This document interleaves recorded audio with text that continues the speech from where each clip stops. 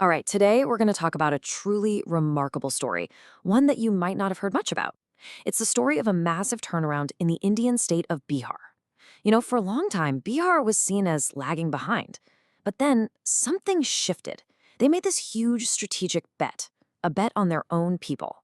And we're going to unpack how that single decision is completely rewriting their future. I want to start with just one number, 208. So, what is that?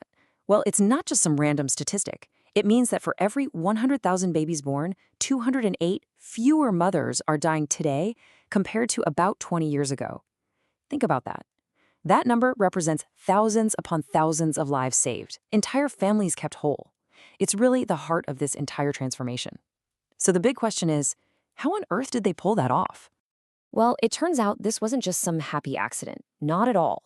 It was the result of a very deliberate, long-term plan that really kicked off around 2005.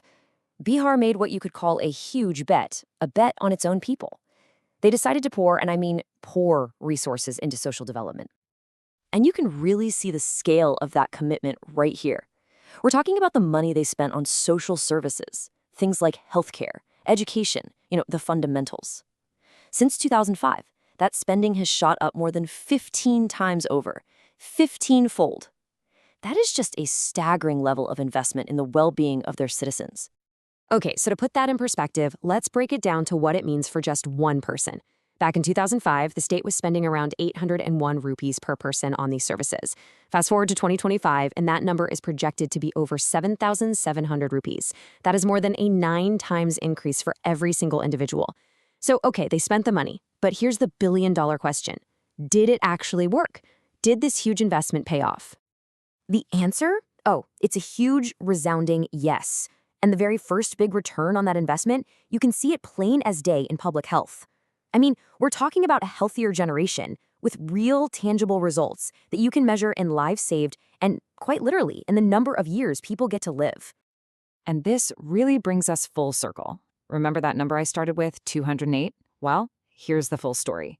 The maternal mortality ratio, that's the number of mothers who died during childbirth, it absolutely plummeted. It went from 312 deaths for every 100,000 births all the way down to just 104. That is one of the biggest drops in the entire country, and it's a direct line from that investment to better healthcare access for mothers. And it wasn't just about protecting mothers. The progress extended to the state's youngest, most vulnerable citizens too.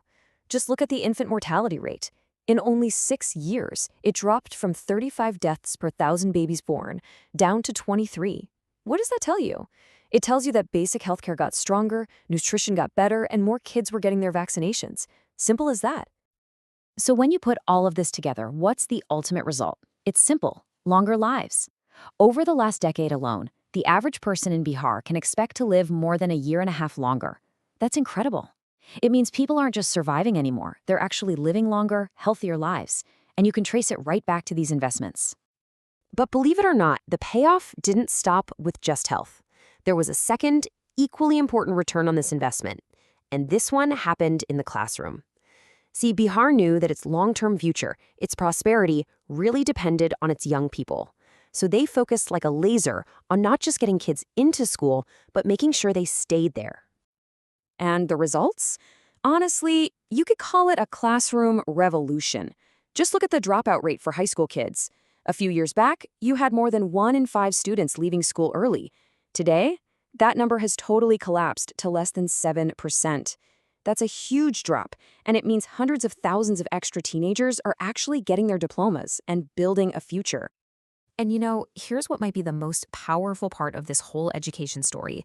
The data shows that the drop in dropout rates was even bigger for girls than it was for boys. And that is so incredibly important. I mean, keeping girls in school is one of the best things you can do for development, period. It just creates a ripple effect, better health, more economic opportunity, and just stronger communities for everyone, for generations. So, okay, Bihar's story is one of incredible, undeniable success. But, and there's always a but, right? The work is nowhere near finished. In fact, the state is now staring down a truly monumental challenge. How do you keep this amazing momentum going when you're also dealing with some of the most intense population pressure on Earth? And this really puts that challenge into perspective. I mean, Bihar is already one of the most densely packed places on the entire planet, but it's on track to get even more crowded. Projections show that by 2036, you're going to have almost 1,600 people packed into every single square kilometer. Just try to picture that. It means that every single gain in health, every win in education, has to happen against this constant, immense pressure of a rapidly growing population.